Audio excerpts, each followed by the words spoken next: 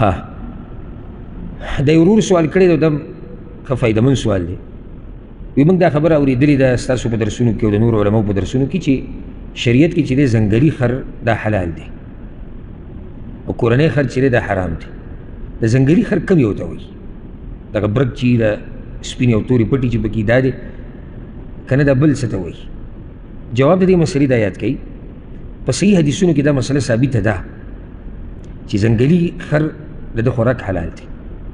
صحیح بخاري صحیح مسلم کې ډېر حدیثونه داسې شته او په نورو کتابونو کې هم شته چې هغې نه دا مسله ښه واضحه ده چې ځنګلي خر چې دی هغه څه دی؟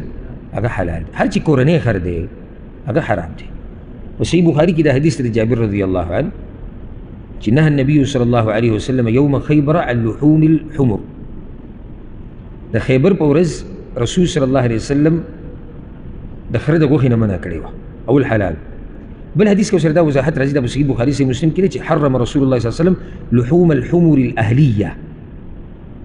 اهلیه یعنې کورنی خر چې ساتلی کېږي، د دې خر د غوښې د خوراک نه رسول صلی الله علیه وسلم منع کړی ده.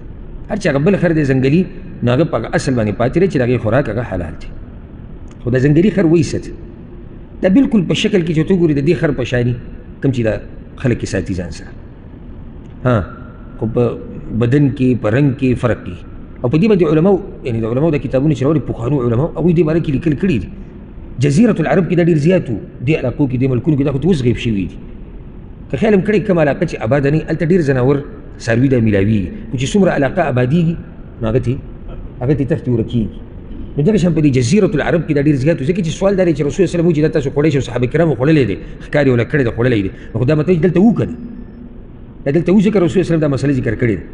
نو دا دلته په دې جزیرة العرب کې ښه ډېر وو او ځکه بعضو شاعرانو دا شاعري چې وګورې د عربو کوم چې د جزیرة العرب دي هغوی په شاعري کې دې خرو ذکر کړی دی کوم چې ځنګلي خره دي. نو دا په شکل کې خو بالکل دقه شاني خو دا ځنګلي یعنې د انسان سره عادت کېږي نه. او د دې ډېر رنګونه یي ډېر قسمونه یي. یو قسم پکې دغه دی د کوم په باره کې چې د رور تپوس کړی دی دا برګ خر چې زیبرا چې ورته ویلی کېږي دا پټې پکې سپینې او تورې. نو دا یو قسم دی. موږ داسې نشو ویلی چې ځنګلي خر صرف دقه یو دی، نه دا د ځنګلي خر یو قسم دی. دا برګ چې دی برګ بروږي دغې دا پټي د ده خوراک هغه حلال دی. هر چې دغه خره دي دا کوم چې خلک ځان سره ساتي نو داسې دي دا حرام دي. په اوله کې دا حلالو خو د خیبر په ورځ بیا رسول صلی الله علیه وسلم اعلان وکړو چې د دې د خوراک نه ځان هغه لرې ساتئ. والله اعلم.